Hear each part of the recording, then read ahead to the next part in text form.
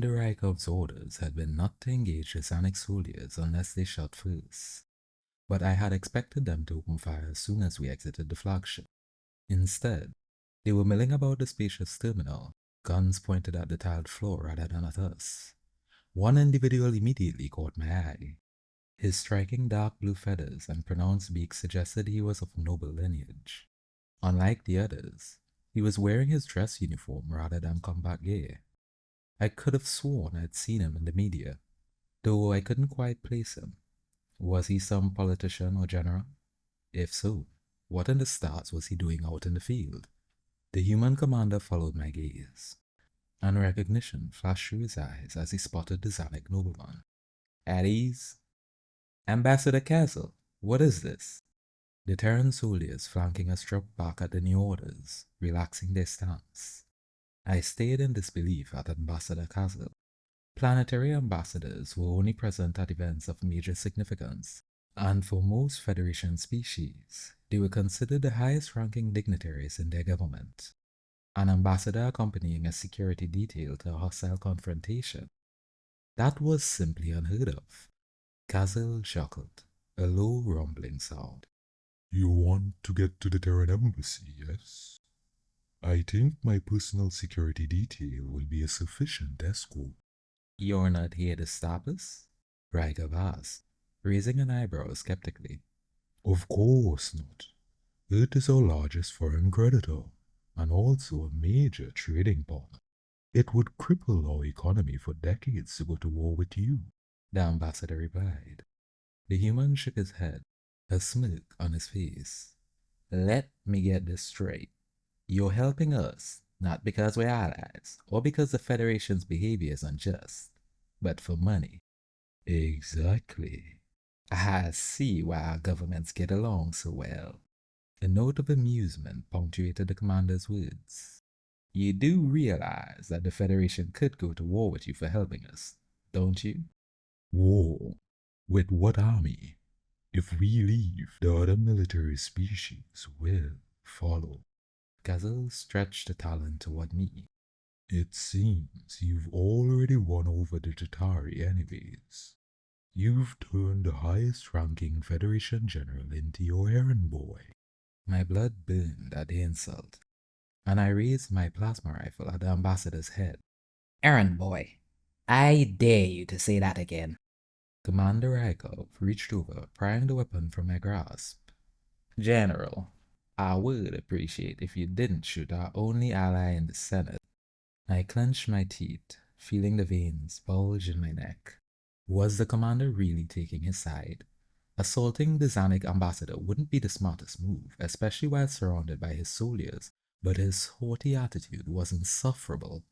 Yes, you should listen to the human, Castle said, a triumphant look in his eyes. Rykov wagged a finger at the ambassador. Don't look so smug.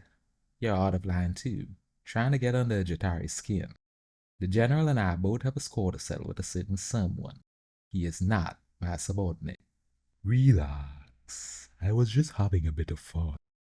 The Jatari are wound way too tight, he responded. Who is this certain someone? Well, our business with her is unofficial, if you understand what I mean.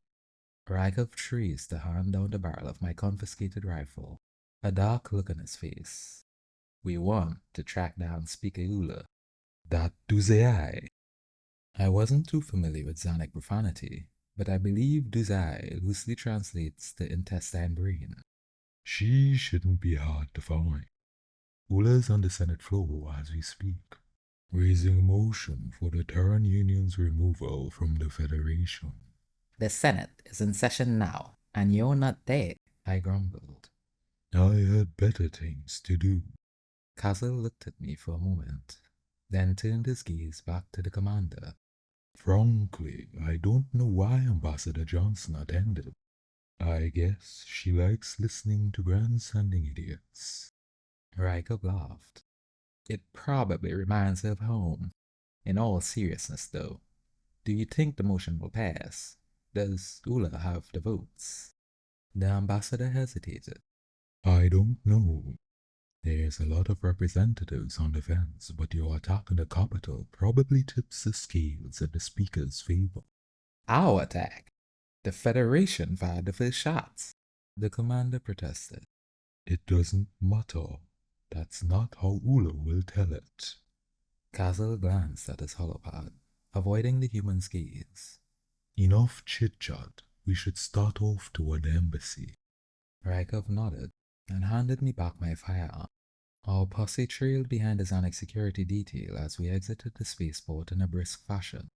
A few humans stayed behind on the flagship to guard it, and if necessary, lift off to avoid its capture. But most of the crew had disembarked for this mission. I assumed, for most of the humans, this would be their first time being in the capital in person. Even after hundreds of visits, I still found the city-state a sight to behold. In the emerald glow of the setting sun, the capital's architecture took on an ethereal quality. On the horizon rested the Hall of Governance, an intricate blue spheroid that housed the Senate and Military Command Center. The rest of the buildings encircled the hall. All Federation species were given a stretch of land, with the founding members' territory nestled in the inner ring. Embassies were often wedged between shops and cultural sites, giving each region of the city a distinct flair.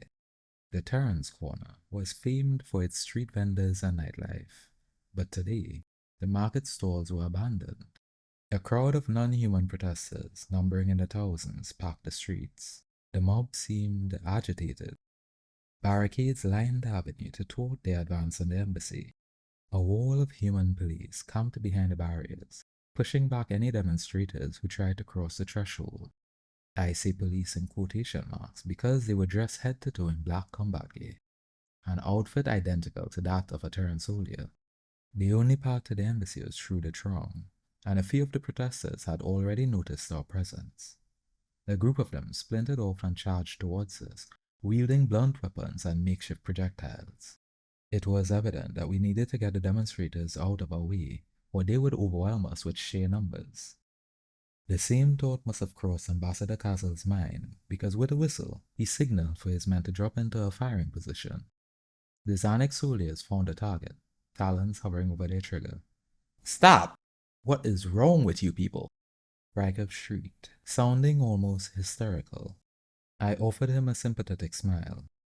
"There's no other way."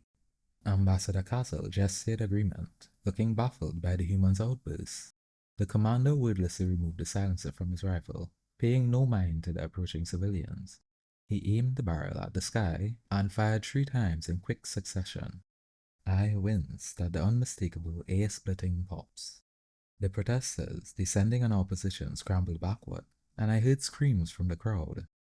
"The humans are shooting at us!" One voice shouted. In a matter of seconds, the demonstrators dispersed, running for their lives. They scattered off into alleyways and storefronts, clearing the path for our unit.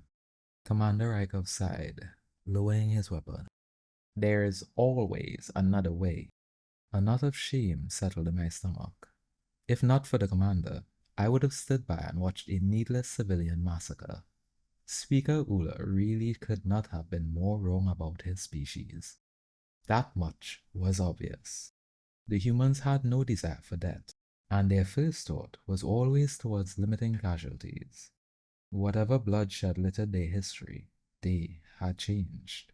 One of the police officers broke from his formation, marching down the street. He pushed his way past the 𝗧𝗵𝗲 soldiers, pointing an accusatory finger at Rykov. "Why are you here? I told Terran Command not to let you come." The commander gasped, staring slack-jawed at the stranger. "Pavel, I thought you were a hostage." "The agency has ways in and out of the embassy." Pavel unclasped his helmet, revealing a face that looked like a younger version of Rykov. "It really isn't good if any of us are captured." What is the agency? I demanded. This is your brother. Commander Rykov waved a hand dismissively. "The State Department. I told you. And yes, this is my brother. Pavel, this is..." Pavel smirked. "I know. General Qilan. An honor. And unless I'm hallucinating, the 𝗧𝗵𝗲 ambassador is in your little band as well." We're at your service. On behalf of my government, we apologize for the Federation's recent actions. Kazil said. No need. Since you're here, you guys might as well help. Raikov's brother gestured toward the embassy. I have a plan to sneak some hostages out of the maintenance tunnel, but it needs a distraction. I couldn't shake the feeling that Pavel was more than just a State Department employee, though I decided not to express my doubts. What common diplomat would suit up with a militarized police force or be drawing up tactical plans to rescue hostages? It was a relief that the commander's brother was safe, but something told me I needed to watch him very closely. I forced a smile, trying to act normal. We can do that. Just let us know what you had in mind.